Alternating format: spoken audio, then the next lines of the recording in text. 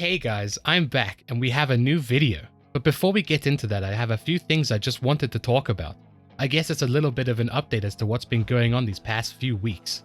If you're curious as to why it's been so long since my last Final Fantasy lore video, well, I've been sick. It happened at the worst possible time that it could have.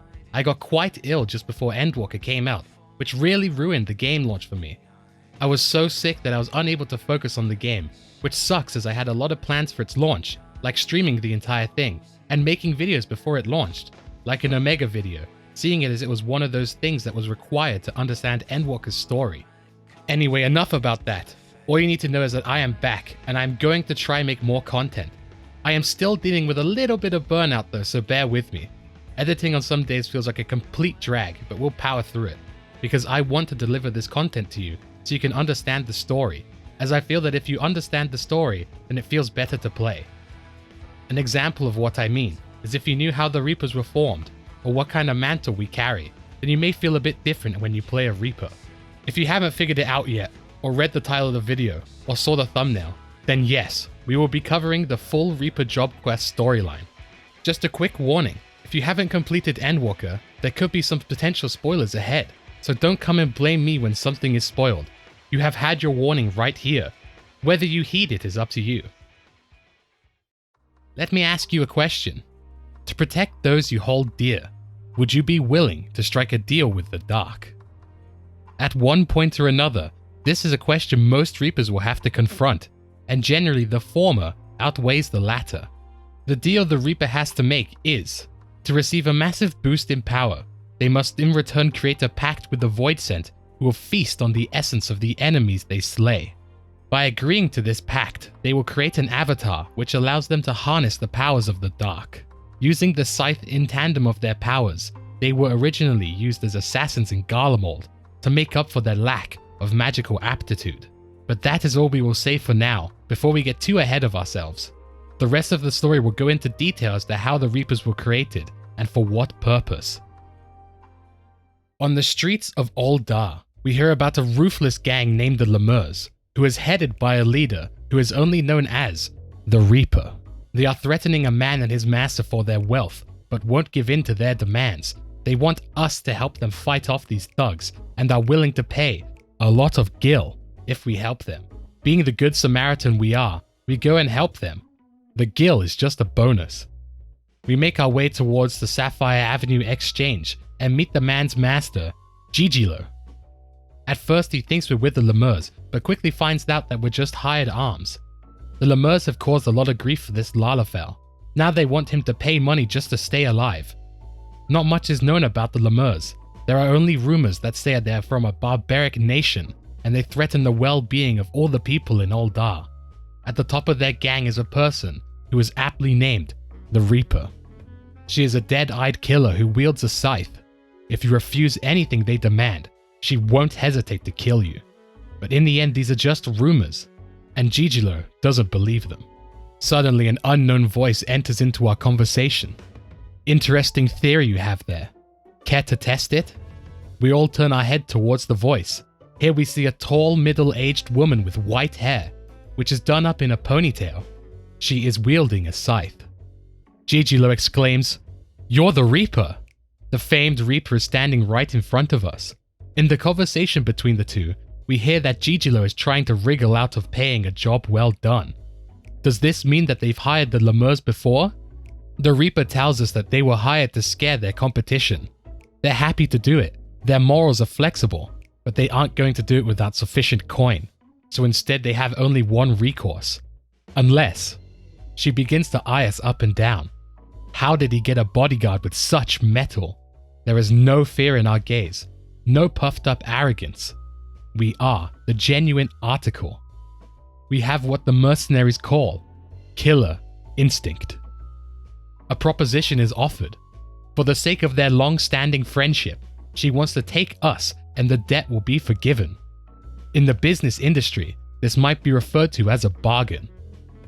Without a second thought, Gigilo sends us away, as he will be allowed to keep his coin coffer full instead. If we want to make use of our killer instinct, and she wants us to visit her headquarters in Pearl Lane.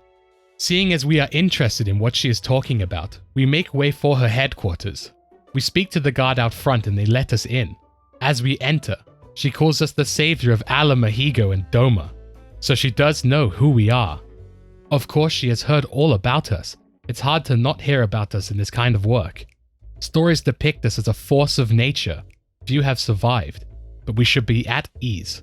Her name is Drusilla. She is the Reaper and the leader of her little family here, the Lemurs. We were invited to her home to talk about a job she wants us to take care of. But don't we worry, it is nothing illegal. In fact, it is something that will benefit man. She wants our aid to kill someone, or rather something. Specifically, a Voidsent, who exists to unleash destruction upon our world. The task won't be easy. The Voidsent is the most vile one to ever exist. Many a soul has succumbed to it. As we are now, we cannot hope to defeat it. But she will teach us and train us in techniques that will allow us to slaughter this Voidsent and his kin. What could she possibly have to teach us? We've killed plenty of Voidsent at this point. She removes her headpiece to reveal that she is a pure-blood Garlean.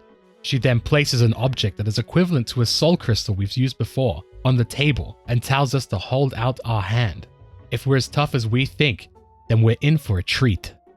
We apprehensively approach the crystal lying on the table and raise our arm. Suddenly a red rift appears in the room. Then a Voidsent begins to manifest from that rift. It is an avatar of our essence, using the power of the other side and being controlled by a Voidsent.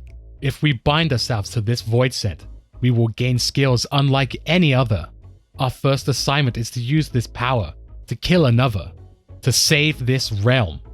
Our reward for doing so will be the wisdom of countless generations of Garlean assassins. But there are some ground rules before she will even consider taking us under her wing. If we don't agree with siding with a Garlean, then we can piss off. If the thought of us meddling with the void makes us uneasy, then we can piss off. And if we are concerned our soul will be tainted, then we can piss off. But if we have no problems with everything we just mentioned, then we will be given the tools to enact justice. This choice is for us to make, but we must remember that every moment we hesitate is another moment our enemy takes the opportunity to harm another. After some thought, we decide to accept this opportunity. We will not suffer this Voidsent to threaten the innocent. For the sake of the people, we will dance with death. We take the crystal and are handed our first scythe. We will walk both the world of the living and the dead. The avatar at our side will allow the usage of their powers, as long as it can feast on the souls of the fiends we defeat. With everything in order, our Reaper journey will now begin. Our first task is to slay a Chimera who is blocking the ceruleum from flowing. We will lure it out by hunting Myrmidon, as they love their meat. By harvesting the souls of the Myrmidon, we can call out our avatar to attack for us. After some time, the Chimera is drawn out. We put everything we have learned to use and slay the Chimera. Drusilla knew we were impressive, but she didn't expect us to make such quick work of the Chimera. A man named Arnagus chimes into our conversation, stating that we are a natural at this. He is a merchant of sorts, who sells ceruleum for a low price that no one can match, but somehow he still manages to turn a profit. The demand is high, and it doesn't help when a beast comes in and makes things harder. But thanks to us, the business can continue on as usual. Ceruleum isn't easy to come by in Eorzea, and a monopoly on it is controlled by a group known as Amagina and Sons, back in Garlemald. And to their surprise, the exiled Garleans to the north haven't been cut out of the market. They still have ceruleum to gather, and the people are buying their products.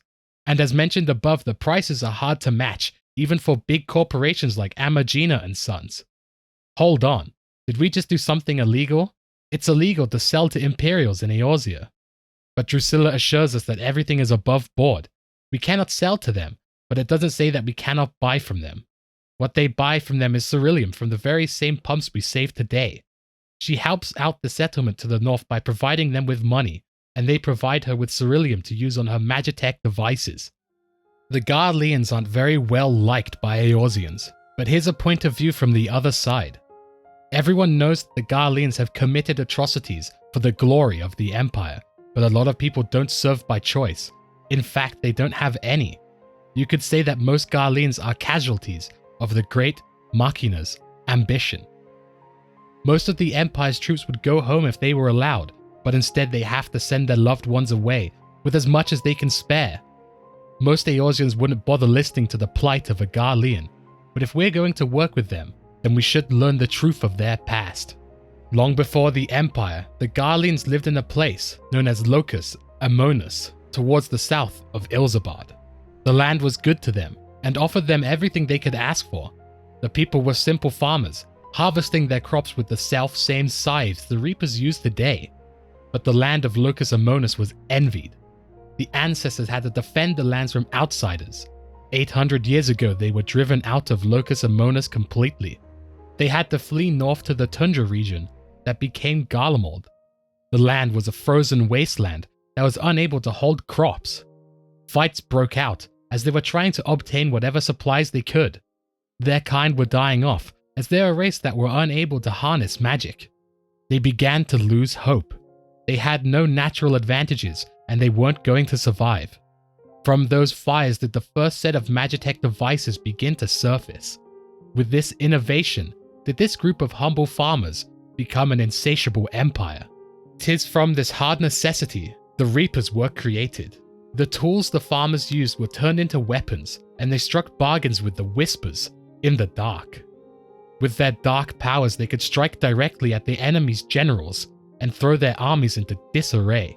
They end battles before they can begin, to sacrifice one for the many, to keep hands away from friends, families, and lovers. And we now wield this power. Remember their story. Remember what drives a man to turn to the void, and we will not be led into deeper temptations. After this conversation, we both returned back to the Lemurs headquarters. We learned that the Lemurs were formed as a support group for Garleans who are living in exile. It isn't easy living in dangerous territory where nobody will offer a helping hand. The only place to make a living would be in the shadows, where the law cannot find you. We aren't expected to embrace them like brothers and sisters, but we are expected to put our all into the job. So you'll be on the lookout for our prey. In the meantime, she wants to see that scythe become an extension of our own body. After learning how to use the scythe, we are eventually summoned back to the Lemurs headquarters. Drusilla is pleased to see how deadly we look, but now it is time to start hunting our target. They have been working hard to scrape together whatever information they can. She calls in the man from before, Arnagus, and a woman named Hermin. The void scent we are hunting is called Orcus. He has been eluding the best, but Arnagus and Hermin are the best of the best. They went around searching for missing people. However, there was one tale that stood out from the rest. There was a woodcutter in the Black Shroud who disappeared without a trace. Nothing too out of the ordinary, but a bystander reports sightings of a man with skin pale as snow. It is a promising start. Drusilla isn't too sure, as it could just be some bandits, but Arnagus insists there aren't too many bandits that have eyes the color of blood. The descriptions are too close that it's impossible to ignore. For now, we have a lead to go off on. Hermin is wary of us. She questions if we need the help of this outsider. How much trouble could one void scent be? Drusilla replies, "Trust me when I say that we need every advantage we can get." Once before, she made the mistake of underestimating Orcus' strength, and she lost everything that she held dear. She isn't about to let that happen again. This all happened before the Lemurs were created. On that day, she swore two things: that Orcus would pay, and that he would never be able to take anything from her again. She will keep her vow, and hopefully can count on our aid. She can count on all of us. We will do what we can to stop Orcus. Even ignoring her own personal vendetta, he is a plague on Eorzea that needs to be quelled. Otherwise, more suffering just like hers will be had. We must use this lead and attempt to corner him now. Arnagus tells us the woodcutter was last spotted in the Central Shroud. We all make our way towards the Central Shroud and discuss our current information and what we will be investigating. The woodcutter disappeared here a week ago. Some people think the woodcutter got lost, but he was a veteran of the woods, knew it like the back of his hand. When questioning those close to him, they gave little reasons to why he'd want to disappear. He even made plans to meet with his friends not too long from now, so his disappearance was involuntary. The last person to see the man alive stated that he went northwest from here. We are given a Magitech transceiver and a candle that is scented like blood. Once the candle is lit, it will draw in all void sense from 30 yards away. If either of us run into Orcus, we will report over the transceiver. We checked the 3 destinations, and we did find a single void scent, but it was not Orcus. We slay it and notice it had a ring in its possession. We pick it up and return it to Arnegus. It seems that our lead was a bust. The woodcutter was killed by that void scent. Drusilla found a shallow grave of the woodcutter's body. Everything matched his description, except for the ring he was missing. Void scents sometimes have a fixation on shiny objects such as that ring. It most likely just killed the woodcutter without a second's thought. Well, in the end it wasn't Orcus, but the day was not wasted. We did find out who killed the woodcutter and slew the culprit. Now the people can rest easy knowing that they are safe. We return back to the headquarters for now. Drusilla is disappointed that the lead didn't bring us to Orcus. His reign of terror has persisted for over 2 decades. Since then he has left a lot of death and destruction in his wake, including her family. But she won't lose hope. One day she will make that man keel over. We wait in the headquarters for Arnegus' return to deliver us any kind of leads on Orcus, when suddenly a loyal member of the Lemurs barges in. He is erratic and announces that Arnegus has been murdered. We are all shocked to hear this news. Herman is hoping that she didn't hear what he said correctly, but it is true. The brass blades had found his corpse half buried in the sands not too long ago, left there as if it was some sort of animal carcass. They are bringing his corpse to Erelig burial chamber. Drusilla is angered upon hearing this news and storms out of the room. We follow her, and she is making way for the burial chamber. Upon entering, she looks for a keeper. She wants to see the body the brass blades just brought in, but is denied a viewing as it is only permitted to family. But she exclaims, "Family! Family! Arnegus was like a son to me." He notes that she said, "like a son," but permits her to see the coffin. However, she cannot gaze upon the body directly. The moment she learns of which coffin is his, she rushes towards it and opens the lid. Completely ignoring what the keeper said, she begins to lament that Arnegus was warned not to go and get himself killed. We begin to make our way towards the coffin but are stopped. This isn't for us to see. After regaining her composure, she returns back to the keeper and apologizes for the way she acted. The keeper promises to give Arnegus a proper send-off, but if they want him buried in the city, it does come at an expense. The expense is nothing. Send their collectors to the Lemur headquarters and receive whatever coin they may need. Drusilla leaves and thanks us for coming along, but now she will head to Stone's Throw to speak with someone important. We are welcome to follow, but if we do, we must do so in silence. We follow her to Stone's Throw. She tells us the person she came to talk to was in fact Arnegus' wife. Oh no. The hardest part is about to come. She walks over to his wife and tells her the news.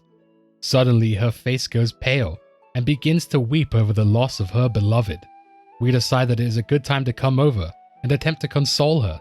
Arnegus' wife begins to speak of her husband and how he has undying loyalty towards Drusilla and the Lemurs. She then changes topic and starts to reminisce of their past. Exactly a decade ago when she and Arnegus were ignorant lovers, returning to Locus Amonis for the first time. It was a memorable moment for the Garleans. Finally, they would return to their home, centuries after being kicked out.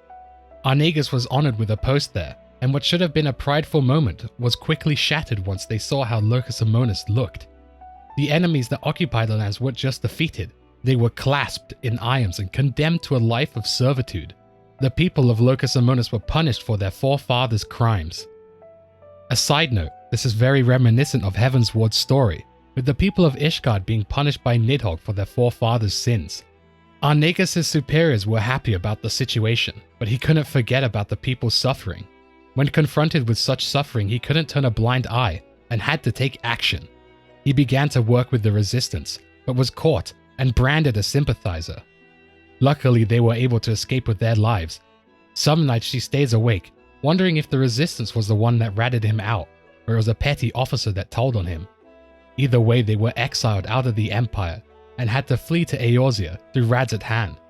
The moment they stepped foot on Limsa Lominsa's docks, They were stopped by the Yellow Jackets and accused of being Imperial spies. But again they escaped. They ran and ran, always fearing their pursuers. That was until they ran into Drusilla. She gave them refuge and saved their lives. Drusilla begins to lament that she did indeed save his life, but maybe if she didn't send him off alone, then he'd still be alive. Arnegas was slain by Orcus, and he died for her everlasting vengeance. But his wife tries to reassure her by saying that he was happy when he served her. His death doesn't rest on her shoulders, but on Orcus. That monster slaughtered him in cold blood, and she expects Drusilla to make Orcus answer for his crimes. For her, and for Arnegas. After finishing this sentence, tears begin to well up in her eyes again, and then they fall from her face. Drusilla swears that she will make him pay. She wants to talk to us, but not here. Somewhere more private. There is a bridge towards the south of here. We'll move there first. We arrive on the bridge with Drusilla. She offers her apologies for not being upfront about Orcus from the beginning. We got dragged into a fight against a foe that's merciless, but she had hope. That maybe all of us together would be enough. But she was wrong, and now Arnegas is gone. The Void said that we killed in the Black Shroud was most likely one of Orcus's minions, but at the time she was too blind to see that. She should have questioned, why did it try to hide that body? An ordinary Void Scent wouldn't try to hide a kill, but Orcus could have taught them that to throw off any pursuers. The thing is that Orcus has used the same trick in the past. Killing Arnegas was just a warning. And if you're wondering how we are sure that Arnegas was killed by Orcus specifically, it is because there is a signature way he dispatches his victims. It isn't quick and painless, oh no. It's a long and drawn-out death where he toys with them and savors their screams. Hopefully Arnegas didn't suffer too much before his demise. His sights will be set on us next. He wants us to fear our every waking moment, to inflict pain on us without having to lift a finger until the moment he is ready to strike. But we cannot let that happen. We must bring the fight to him. No more waiting around for him to come to us. As long as she can rely on us for help, that is. We will do what we can. For Arnegas. She thanks us, and states that if we are willing to fight for him, then she is willing to call us family. Suddenly a mysterious voice breaks the mood. A whisper in the nothingness rings out, saying, "Family." A curious word that. Suddenly a purple rift opens up at the other end of the bridge, and a humanoid figure appears from it. He is donning a black and red robe, but the torso is torn off and leaves his chest exposed, which has black and red scarring all over it. Drusilla states that that is him. It is Orcus. The man who killed Arnegas is standing right before us. He replies that he felt some rats nibbling on his tail and knew it had to be her. Or should he call her granddaughter? He tells him to shut his mouth, you thrice-damned monster. Again, ever so calmly he replies back, saying, "Is there any way to greet a beloved elder? Children these days." Then he continues on, as he shifts into a more imposing demeanor. "It seems that one death wasn't enough punishment for you. Maybe a second one would suffice." Drusilla has had enough, and rushes forward, but the scythe makes no contact with him, as he disappears, and reappears behind her. He calls her weak and dried up, but it seems that the family has been replenished by fresh blood. And what fresh blood it is! Our soul is bountiful. Our sight is dull, but our eyes are as sharp as ever, blinding as the sun, pure as the snow. He starts to lose his composure and calls us a delicious boar slathered in grease. He wanted to make quick work of us, but for such a spectacular specimen, we must be given time to fatten, to fulfill our succulent potential. When our soul is ripe with fear and swollen with hatred, Orcus will return for us and gorge on it. But until then, he wants us to keep growing. He then bows and disappears from sight. Drusilla curses her old bones. She could have ended it in one swing if she was still in her prime. She will answer any and all questions we have back at the headquarters. After that, we will decide the best course of action. Back at the headquarters, Drusilla confirms that her grandfather is indeed Orcus. With the trick of the void, he looks young enough to be her own grandson. Orcus is old and has accumulated quite an acquired taste over the years, but it seems that our sword is one of the finest he's ever seen. But now we cannot take safety for granted. We have to watch our every moment and keep our eyes peeled for his blood-red eyes watching us from the shadows. Once Drusilla has a plan, she will send for us, Until then, we should sleep with one eye open. We are called on by Drusilla and return back to the Lemurs headquarters. Drusilla is glad to see that we are still alive. Orcus should be watching us from a distance, just buying time with side dishes until he is ready for the main feast. There are many reports in the sands of a deathly pale man being spotted, so it is safe to say that Orcus still lingers here. There is also a side issue of a blunted dagger. Being given a blunted dagger in Ul'dah is a warning that the next time you see this dagger, it will be sharp and plunged into your stomach. We hope that it is nothing more than an empty threat. For now, we must put all of our focus towards Orcus. We are sent towards the Black Brush Station to ask if anyone has seen his whereabouts. She will be asking around in Stone's Throw. We will meet her in Stone's Throw when we are done to compare information. We make way for the Black Brush Station and speak to a loyal Lemur who tells us he fought in the Imperial Army. He served proudly under Lord Valens until the day he was ordered to use the common folk as fodder for a pointless skirmish. He refused and was sentenced to death. As you can see, he survived, and compared to the evils he saw in Garlemald, the ghosts here are no bother. As for finding Orcus, a woman in particular seems to have seen all manners of terrors. She resides in Lost Hope, so we make our way to her. She is happy to see that Drusilla has received her missive and has finally sent someone to deal with the evil. Drusilla truly cares for the people here, as if they were her own flesh and blood, which is more than she can say about her own flesh and blood in Garlemald. She left Garlemald behind and doesn't miss her old life. If it wasn't for her beloved, she would still be eating lemon cakes in ignorance, the ignorance of love and of freedom. Now she is here. Her new life has blossomed into something beautiful. Most days aren't easy, but Drusilla has kept them safe, and any freedom is worth any hardship. As for Orcus, she tells us that her beloved spotted a pale man on the sands, but she cannot give his specific location. If we want to know where exactly, we have to speak to her husband, who is southeast from here. We go to the location and speak to the man, but before our conversation can begin, a blood-sopped void scent appears. It seems to have a stronger bloodlust than other void scent, so it must be one of Orcus's minions. We fight off the void scent and return to the husband. He begins to elaborate on his wife's story. They were lovers, but were forbidden to be together, so he composed a poem and gave it to her sire. However, the sire did not take kindly to the poem. They were forced to flee and abandon their home, with only their love to keep them going. He does not regret a single moment. They found a treasure in Eorzea, and that was freedom. We asked what happened on the sands that night. The husband was walking along the sands for inspiration for his poems, but suddenly he felt an evil gaze piercing his back. When he turned around, he was met with a pale man with a wide grin.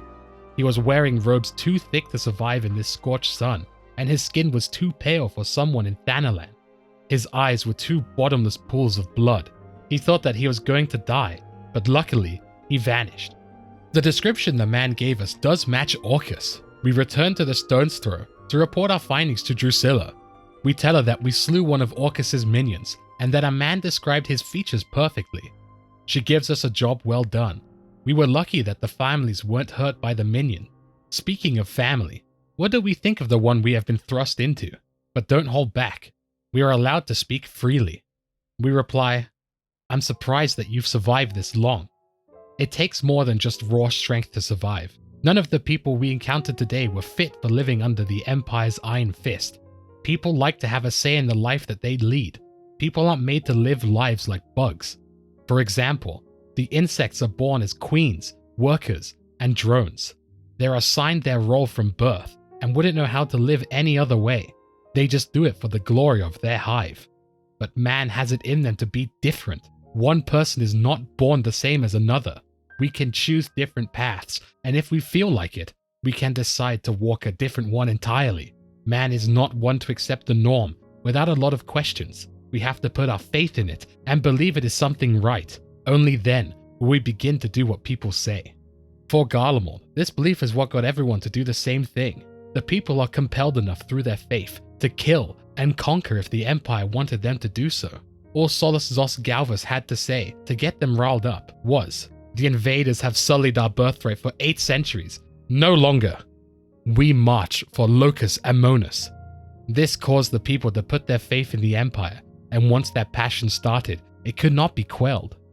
What was once a mere wish to return home turned into an obtainable mission for the Empire. Many people offered up their lives for the mission until the entire continent of Ilzabad was under the Empire's rule.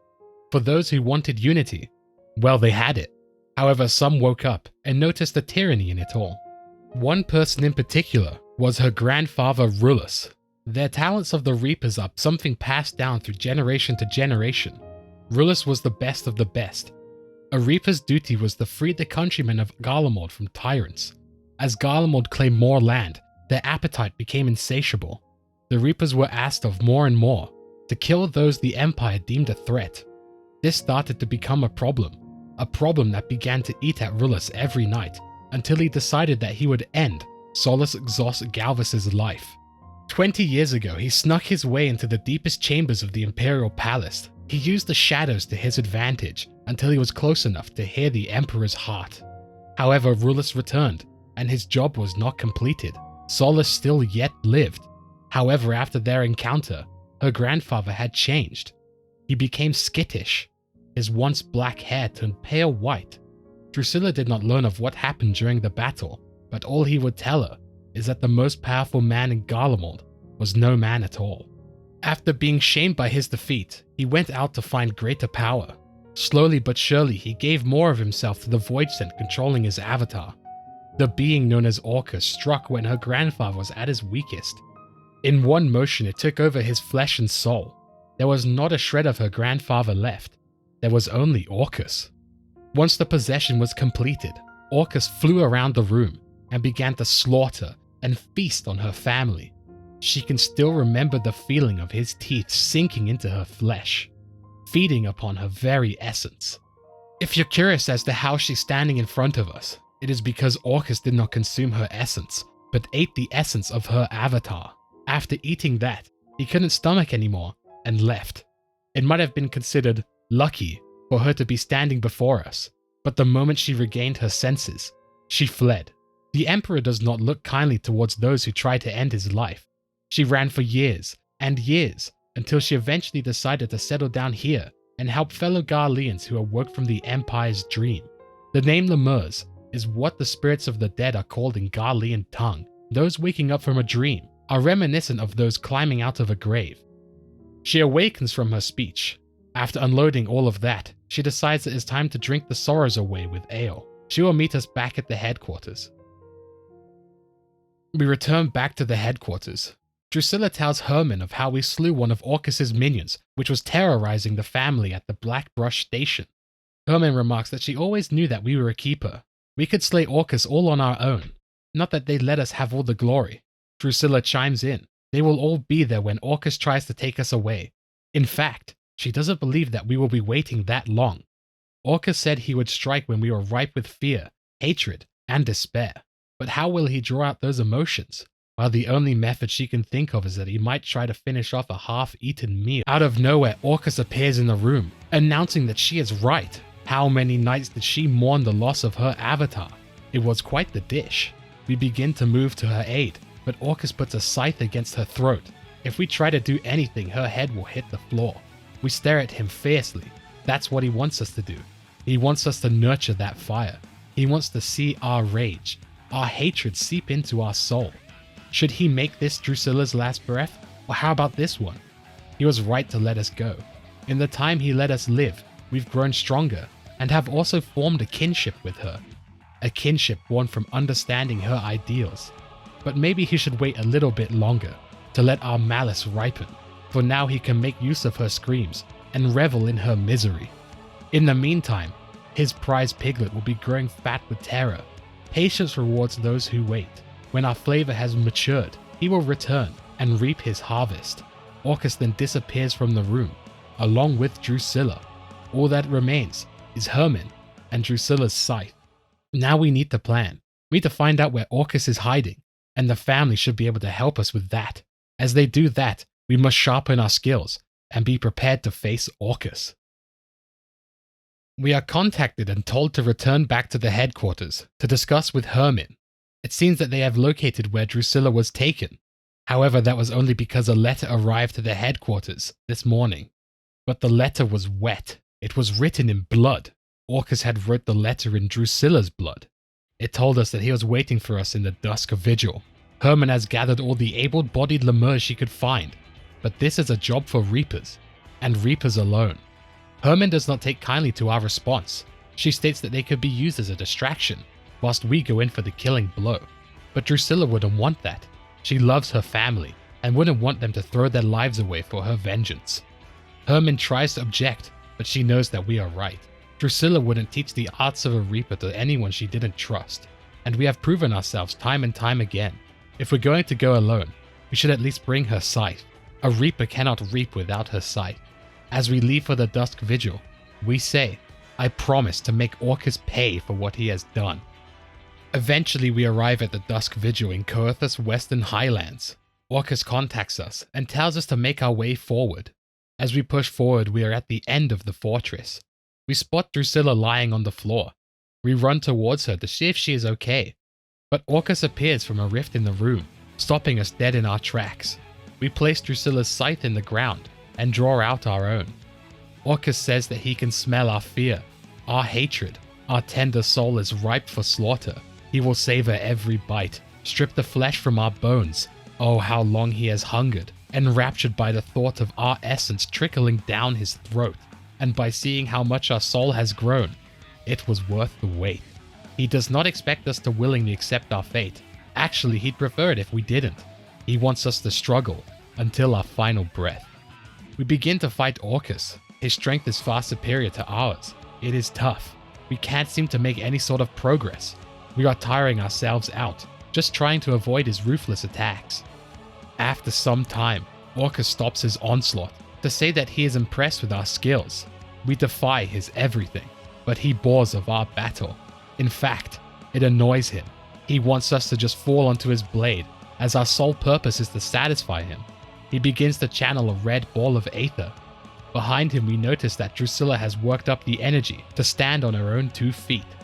We grab the scythe beside us and throw it towards her. Orcus mocks us for having terrible aim, but he does not know that we weren't aiming for him. Drusilla catches the scythe out of the air and delivers a powerful strike into his back, which sends him hurtling in the other direction. Orcus gets up and is confused. How is she still alive? She replies that he should have chewed his food more thoroughly. He calls us fools. He won't die so easily. But now, our feast can begin. With the help of Drusilla, we are finally able to make Orcus feel the pain and fear that he has given to the innocents all of these years. What felt like an impossible task is now doable. Eventually, he keels over before Drusilla. He is defeated. He is at our mercy. We allow Drusilla to do the honors. She thanks us and walks towards the Voidsent who has ruined her life for the last 20 years. He reaches towards us, still wanted to consume our essence. She then grabs her scythe and cleaves his head from his body. The Voidsent known as Orcus is no more. She turns to us and announces that it is over. Let's return back to the headquarters. We leave the stone vigil with Drusilla and head for the lemurs' headquarters. The rest of the family is elated to see our safe return. She apologizes to everyone for making them all worry, and thanks them for risking their lives trying to find her. Herman rejects her gratitude, as they didn't risk anything. They were just sat here waiting and praying for our safe returns.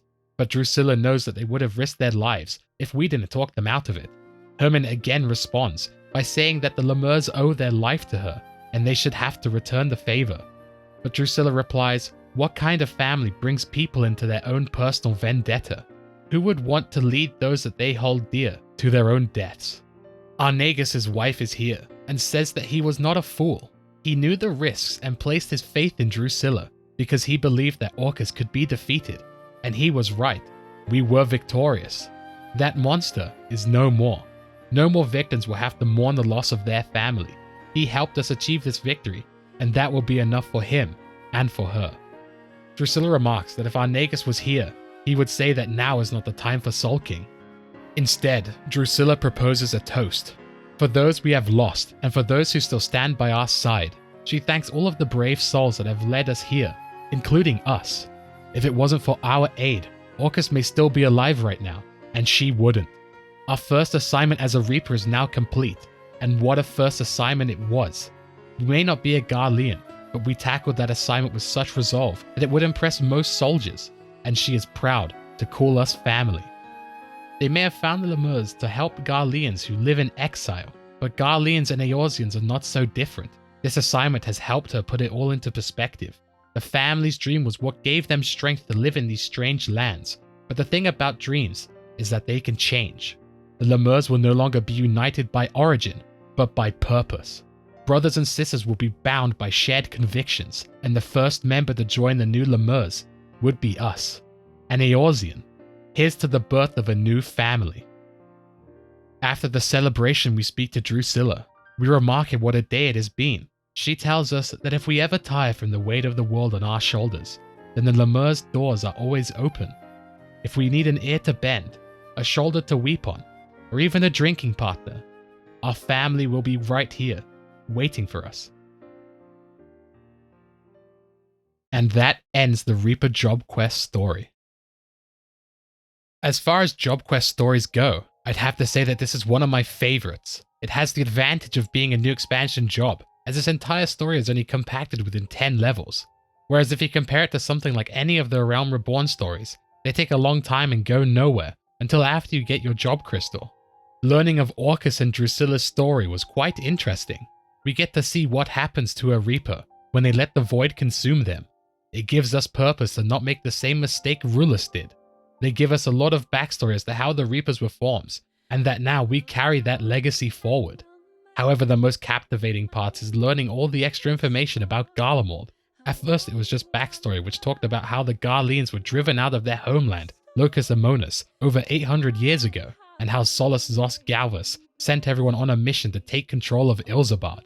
Then we start to hear recounts from people who used to live in Garlemald, and how they fled the lands, or were exiled from the lands. Throughout all of Final Fantasy XIV, the Garleans have been this ruthless force that has shown no mercy. It's hard to imagine what the people were like over there, when they slaughtered innocent people, over and over. Occasionally we saw some people change sides, like Nero and Gaius, but most of the time they were bad, and were ready to do bad things, just to bring Eorzea in line with their complete unity plan. But from their accounts, we can see that the people aren't as evil as the people who control them. They fear their lives. They don't want to disobey their commanders, otherwise they'll be exiled, or worse. Arnagus' story was interesting. What should have been a proud moment for any Garlean quickly soured as everyone around him was just turned into slaves. Yeah, they got their home back, but at what cost? It has been 800 years since the people who kicked them out of the land were around. Did they really deserve to suffer for the crimes of their forefathers? When compounded with the Garlemald story and Endwalker, and everything we see and learn in that zone, they are trying to show that the people are just people. They are like you and me. It is just the people who control them are tyrants. They are afraid, and have been given propaganda to scare the folk into fearing the Eorzeans. But once we're all together around a campfire, drinking hot soup, we'll soon realize that we're not so different from one another. I hope you guys enjoyed the video. As for future projects I'm working on, I'm going to create a video for the Sage Job Quest, as well as videos for the role quests in Endwalker. But as you can tell, they may take a while. I have to level each class, record the whole storyline, write a script, record, and then edit. I don't really want to give a time frame. The next video will come when it comes. If you made it this far in the video, just know that you are acknowledged and appreciated. If you enjoyed the video, give it a thumbs up. If you didn't, give it a thumbs down. Consider subscribing if you're interested in more content like this. Follow me on Twitter to see when a new video goes live, or when I go live on Twitch with random games or Final Fantasy. Until then, I wish you all a happy holidays. I'll see you guys in the next video.